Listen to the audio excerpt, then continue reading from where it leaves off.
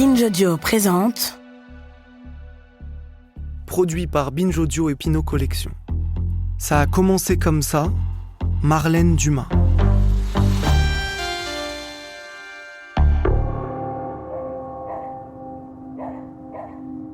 Elle a attendu qu'il fasse nuit noire. Elle a attendu que les lumières rouges remplacent les reflets du soleil dans les vitrines qui s'alignent le long du canal. Et ça y est, on y est. Les rues d'Amsterdam ont changé d'atmosphère. Elles se remplissent d'une faune interlope, de touristes émoustillés et de filles très maquillées. Décidément, l'ambiance du quartier rouge ne ressemble à aucune autre. La femme s'arrête devant un club de striptease, l'un des plus connus de la ville, le Casa Rosso. Elle s'aventure à l'intérieur, un Polaroid à la main. Elle cherche à capturer ce que les filles montrent ostensiblement, mais aussi ce qu'elles cachent, comme pour attirer l'envie et le désir. Alors elle photographie des visages, des poses, des attitudes. Ce qu'elle en fera, elle ne le sait pas encore. Elle a bien une idée, oui. Ce qu'elle aimerait, c'est en faire des peintures qui se prostituent. Oui, vous avez bien entendu. Des peintures qui se prostituent. Qui usent de tous les stratagèmes pour attirer l'attention. Un peu plus tard, plus loin, elle repense à ces femmes. Finalement, se dit-elle, ces prostituées ressemblent aux artistes. Alors elle écrit ces quelques lignes. Les artistes, souvent, aiment faire semblant. Les artistes, souvent, font semblant d'aimer, plus qu'ils ne le peuvent. Ils veulent que tout le monde les désire, alors qu'ils ne désirent personne. L'artiste derrière ces mots s'appelle Marlène Dumas. Elle est l'une des grandes figures de l'art contemporain, plus précisément de la peinture, qui est son médium de prédilection depuis plus de 45 ans. On lui doit notamment des portraits intenses, expressifs, aux significations multiples, parfois accompagnés de textes ou de poèmes. Dans les années 90 donc, elle s'est inspirée de photos prises dans le quartier chaud d'Amsterdam. Car parmi ses obsessions, il y a la femme, la féminité, les corps exposés, mis à nu. En regardant ces toiles, attendez-vous à être bousculé. Le regard de Marlène Dumas est vif, percutant, et surtout il n'a aucun tabou. Il vous attrape et vous oblige à regarder à votre tour, à ouvrir les yeux sur tout ce qu'il y a à voir.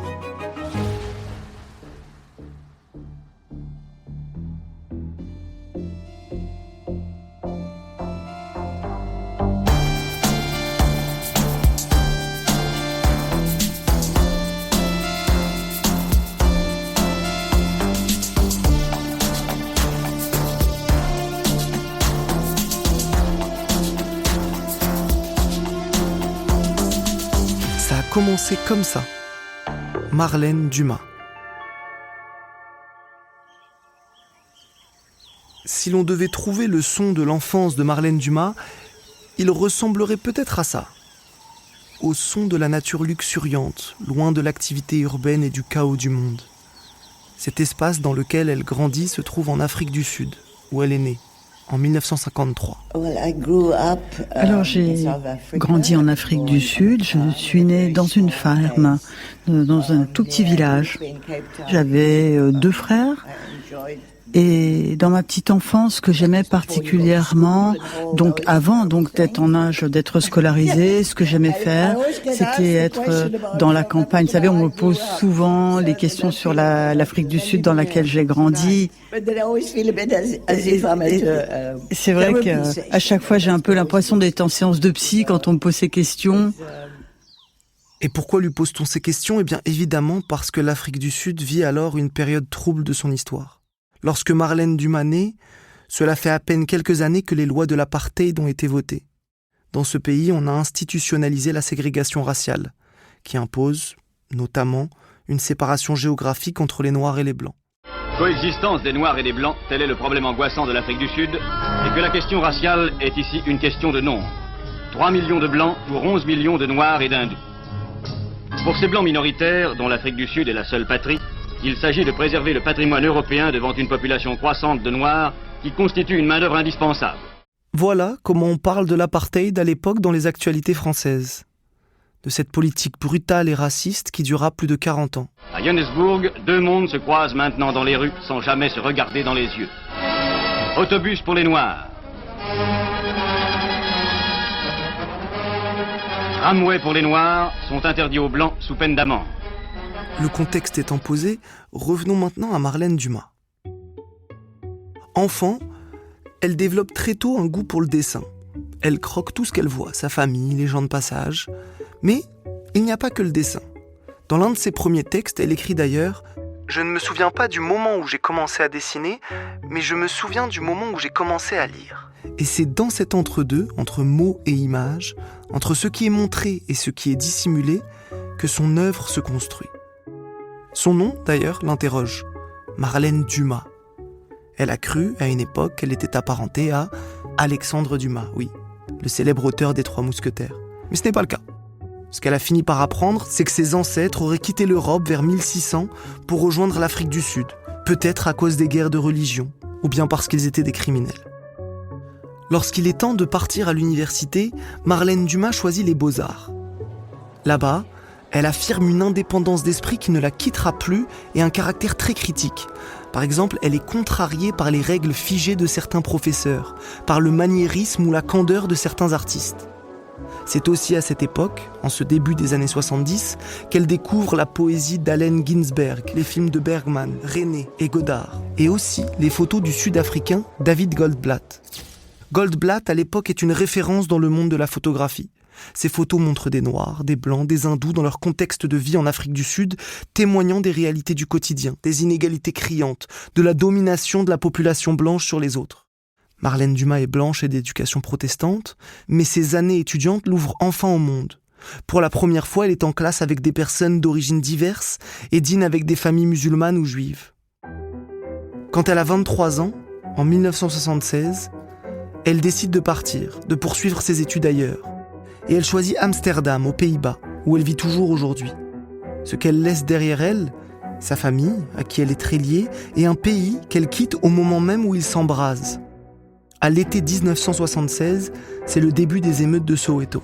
Soweto, sans doute vous ne connaissez pas, et pourtant c'est l'une des plus grandes villes noires du monde, 1 million d'habitants à peu près. Johannesburg, en revanche, vous devez connaître, c'est la plus grande ville d'Afrique du Sud. Soweto, c'est là où vivent les Noirs qui travaillent à Johannesburg. Ils n'ont pas le droit de résider en ville, ils sont dans la zone noire. Et c'est d'ici, de Soweto, que partent les premières manifestations d'écoliers noirs qui deviennent des émeutes réprimées très sévèrement. Au cours d'une première émeute, il y a 3 jours, un écolier a été tué, un autre blessé. Et depuis, c'est l'embrasement continu. Et c'est presque la guerre raciale. La première de ces victimes avait 13 ans. Le bilan de cette répression sera établi à 575 morts. Tous quasiment étaient noirs.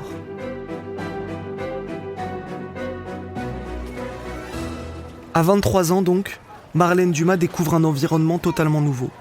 À Amsterdam, elle est dans une ville européenne, cosmopolite, un lieu d'échange de culture classique et de contre-culture. Ce départ est vécu comme un décentrement par la jeune femme. Elle dira plus tard qu'il lui a d'ailleurs permis de comprendre la violence des images qu'elle avait toujours considérées comme normales. Oui, ce départ a radicalement changé sa manière de voir.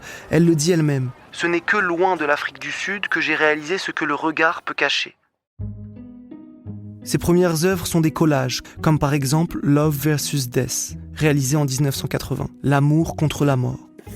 Autour de dessins au crayon ou à l'encre montrant des scènes d'amour et d'affection, elle accroche différents éléments de texte, des coupures, des journaux, des photographies. On y trouve par exemple la photographie d'Aldo Moro, homme politique italien enlevé et assassiné par les Brigades Rouges en 1975. Déjà, on voit apparaître ses thèmes de prédilection, l'amour, la politique, le deuil, et une manière bien à elle de confronter tout cela. Et c'est aussi en ce début des années 80 qu'elle réalise ses premières peintures de portraits. Le portrait qui va devenir sa grande spécialité, sa marque de fabrique. De cet art figuratif, elle fait un territoire d'expression multiple, des œuvres puissantes sur la forme comme sur le fond. Exécutées rapidement, avec peu de couleurs, ces peintures sont techniquement très maîtrisées. C'est un travail de virtuose. Prenons l'un de ses premiers portraits, The White Disease, la maladie blanche, qu'elle a peint en 1985. Il s'agit du gros plan d'une femme, recouverte d'un lavis blanc, surmonté de taches grisâtres, donnant l'effet d'une peau crayeuse, avec par endroits des touches de rose. Il n'y a pas d'arrière-plan. Marlène Dumas s'en est débarrassée. Elle assume de le rendre aussi plat que possible, sans perspective. Ce visage nous saisit et nous met un brin mal à l'aise. Allez le voir. Comme son titre l'indique, cette femme a l'air malade, mais de quoi ? certains d'entre vous l'ont peut-être deviné, la croyance en la supériorité blanche est au cœur de ce tableau. L'inégalité entre les hommes, le racisme avec lequel Marlène Dumas a vécu pendant ses 20 premières années. Elle dit à ce propos « Les Blancs partagent une culpabilité collective qui ne sera pas pardonnée de notre vivant. » Le voilà le sujet du tableau. Et les mots ont toujours leur place dans son travail. Les titres qu'elle donne à ces tableaux sont essentiels dans son œuvre, ce n'est pas anecdotique. Elle cherche toujours à ajouter une dimension que notre œil n'a pas réussi à voir. Le titre aussi doit pouvoir participer de l'œuvre. Et il faut que la toile puisse supporter, je dirais, le titre. Parfois, il y a des titres très impressionnants. Et après, vous voyez la toile et vous dites, oui, bon, est-ce que vraiment le titre est en rapport avec la puissance de l'œuvre ? Pour vous dire qu'au final, c'est la toile qui va dicter ce qui se passe. Et je ne sais jamais parfaitement d'emblée ce qu'elle va être, à quoi elle va ressembler. D'ailleurs, si je savais ce que ça allait donner, je pourrais tout à fait demander à quelqu'un d'autre de la peindre pour moi. Et c'est pour ça que je peux pas le faire. Pour La Maladie blanche, Marlène Dumas s'est inspirée d'une photographie prise par l'un de ses amis qui travaillait dans une clinique dermatologique. Elle peint toujours à partir de photos qu'elle trouve dans des magazines ou bien qu'elle prend elle-même avec un Polaroid. Le point de départ peut donc être un inconnu, une star, un ami de l'artiste ou une connaissance. Alors des peintres qui utilisent la photographie, ce n'est pas nouveau. Au XIXe siècle déjà, quand la photographie apparaît, les peintres Eugène Delacroix ou Jean-Auguste Dominique Ingres s'en inspirent. Dans les années 70, les hyper-réalistes reproduisent à l'identique des photographies pour interroger la frontière entre les deux arts. Marlène Dumas, elle, en fait un véritable processus. Elle collecte les images dans les journaux, les livres, dans l'histoire de l'art, dans la mode. Elle les épingle ou les classe dans des boîtes thématiques étiquetées, guerre, couple ou porno. Puis, elle se les approprie. Aucune des personnes qu'elle photographie n'est au courant de ce qu'elle va faire avec. Rien n'est préparé, rien n'est mis en scène. Elle-même, semble-t-il, ne sait pas quelles photos vont devenir peinture. Écoutons-la expliquer comment, à partir d'une scène familiale, elle a fini par peindre un chef-d'œuvre.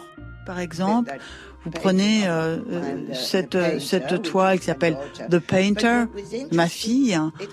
Et ce qui a été intéressant ici, c'est que c'était en Afrique du Sud. Elle jouait là-bas et je parlais avec une amie et elle, pendant ce temps-là, ma fille était en train de dessiner puis de peindre sur une feuille de papier. Et ensuite, je me suis retournée parce que j'avais pas regardé ce qu'elle avait fait. Et elle était debout, elle avait peint une croix, en fait, et d'autres choses également, et également une zone pubienne qu'elle avait colorée en bleu, et elle était là, elle était debout, on a pris une photo à ce moment-là de cette scène, et cette image-là que j'ai gardée pendant un certain temps dans mon atelier, elle m'a inspirée au bout d'un moment, je l'ai pas utilisée tout de suite, mais tout à coup je me suis dit, mais tiens, il y a une toile, il y a un tableau en fait, dans cette photo.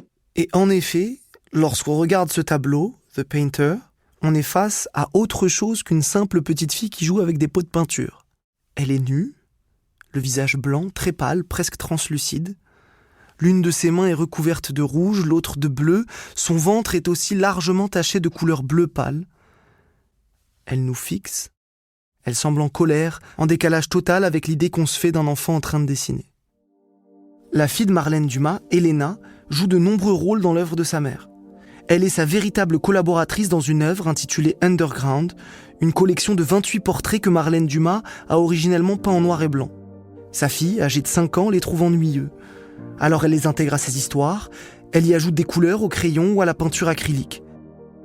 Marlène Dumas décrit ce processus comme une subversion de son œuvre par son enfant. Il permet de relativiser les hiérarchies habituelles, de prendre de la distance avec la position supérieure dite de l'artiste, renversée ici par la candeur et la légèreté de l'enfance. Sa fille lui inspire aussi à sa naissance de nombreux dessins et peintures, prenant pour sujet la femme enceinte, le fœtus, les nouveau-nés. En 2018, lorsqu'Elena est enceinte à son tour, Marlène Dumas crée un grand tableau d'une femme nue, enceinte, intitulé « Birth ». Ce qu'elle veut alors, c'est créer un autre type de Vénus, ou d'Aphrodite pour les Grecs, la déesse de l'amour. Celle-ci a été tellement représentée que, dans notre imaginaire collectif, elle est devenue le symbole de la féminité. Marlène Dumas, elle, s'inspire d'une déesse ancienne, de l'époque sumérienne, appelée Inanna ou Ishtar. Déesse de l'amour, du sexe et de la fertilité, elle est souvent représentée les mains levées. Alors, sur une toile de 3 mètres de haut, Marlène Dumas peint une femme enceinte en blanc, sur un fond rouge, les mains levées, le regard droit. Et elle brise la représentation habituelle de la femme. La femme qu'elle explore dans toutes ses facettes, les plus provocantes et les plus sensuelles. Souvenez-vous, quand Marlène Dumas déambulait dans les rues du quartier rouge d'Amsterdam. Dans les peintures qu'elle crée alors, elle montre les corps nus dans des poses lascives, les cuisses ouvertes dans X-Posture ou le sexe en érection dans Direction. C'est à cette époque également qu'elle réalise Miss January, qui montre une femme nue jusqu'à la taille, le pubis visible sur une toile monumentale. Les inspirations de Marlène Dumas sont très nombreuses. Proches, inconnus, célébrités, artistes. Elle s'intéresse par exemple au cinéaste italien Pasolini, assassiné en 1975.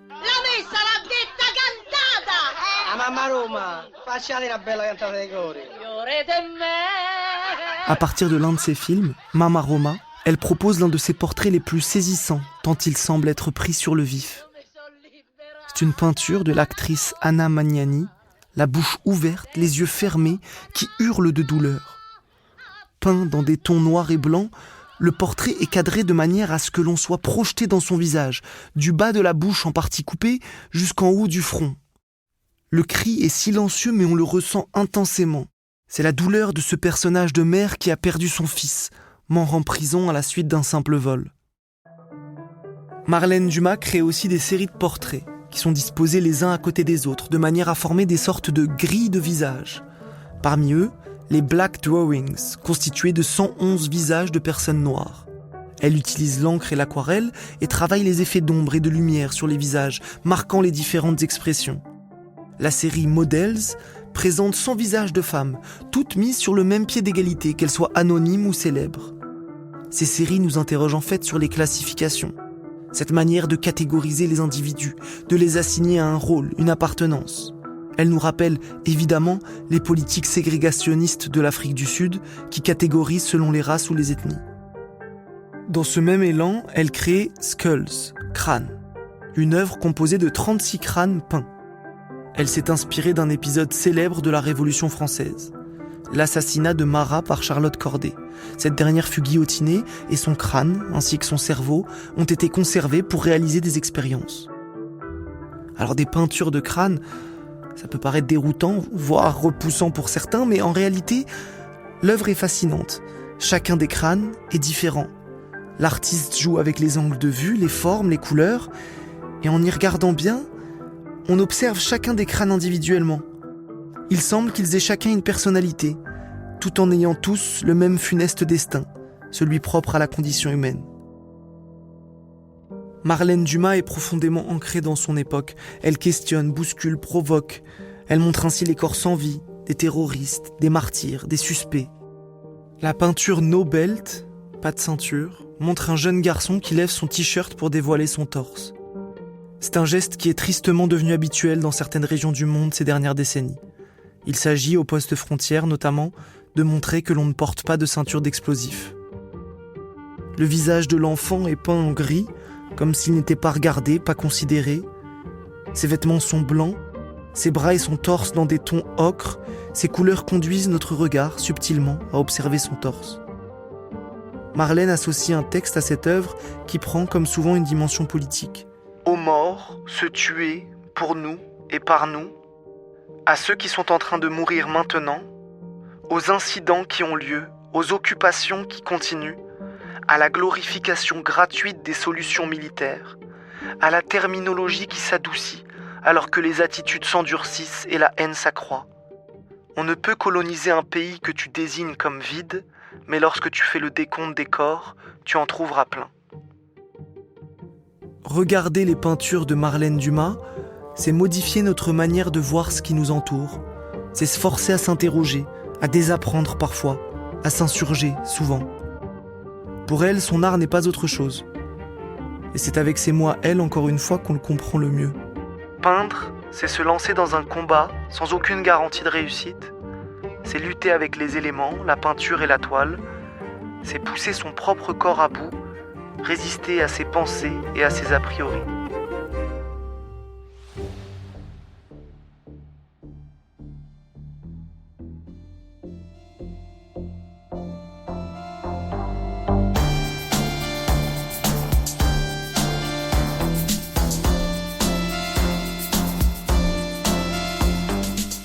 Ça a commencé comme ça est un podcast Binge Audio, Pinot Collection, écrit par Caroline Alazi, raconté par moi-même, Younes Boussif. Prise de son, Paul Berthiaud, et réalisation, Elisa Grenet.